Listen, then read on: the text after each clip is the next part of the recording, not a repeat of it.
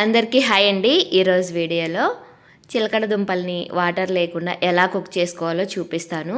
అందరూ వాటర్లో ఉడకబెడుతూ ఉంటారు కదా, అలా ఉడకబెడితే అందులోని వాల్యూస్ పోతాయి, అలాగే టేస్ట్ కూడా పోతుందండి. జస్ట్ వాటర్ స్ప్రింకిల్ చేసి కుక్కర్లో నేను చెప్పిన విధంగా ఇలా ట్రై చేసి చూడండి, రెట్టింపు టేస్టీతో వస్తాయి. ఇవి ఎలా ఉడకబెట్టుకోవాలో ప్రాసెస్ చూసేయండి. నేనైతే 3/4 kg వరకు జెన్సుగడ్డలు తీసుకున్నాను. మేమైతే వీటిని జెన్సుగడ్డలు అంటామండి. వీటిని ఒక హాఫ్ అన్ అవర్ పాటు ముందు నానబెట్టుకున్నామంటే కడిగేటప్పుడు ఈజీగా మట్టి వదులుతుంది. ఇలా 2-3 సార్లు నీట్గా వాష్ చేసుకోవాలి. నేను ఇక్కడ పెద్దవి తీసుకున్నాను కాబట్టి నేను కట్ చేస్తున్నానండి. మీరు చిన్నవి మీడియం సైజ్ అలా తీసుకుంటే కట్ చేయాల్సిన పని కూడా లేదు. మరీ లావుగా ఉన్నాయి కాబట్టి పీసెస్ లాగా కట్ చేస్తున్నాను. ఇలా అన్నింటినీ కట్ చేసుకొని తీసుకోవాలి. తర్వాత ఒక కుక్కర్లోకి వేసేసుకోవాలి. ఎక్కువ వాటర్ లేకుండా చాలా సింపుల్గా చేసుకోవచ్చు. చాలా టేస్ట్గా ఉంటాయండి. మీరు తప్పకుండా ట్రై చేసి చూడండి.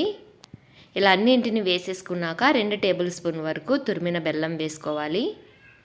తర్వాత 1 టేబుల్ స్పూన్ వరకు నెయ్యి వేసుకొని 1 పిన్స్ ఆఫ్ వరకు సాల్ట్ వేసుకోవాలి.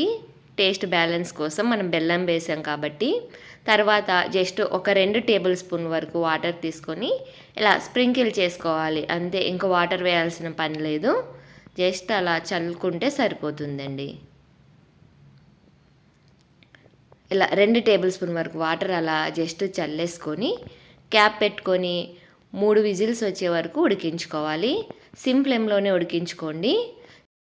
మనం కుక్కర్ పెట్టిన 2 మినిట్స్కి కొంచెం వేడికి ఆ నెయ్యి కరిగి ఉంటుంది కాబట్టి మనం ఇలా టాస్ చేసుకుంటే కుక్కర్ని నెయ్యి, బెల్లము అన్ని పీసెస్కి కోట్ అవుతుంది, బాగా పడుతుంది.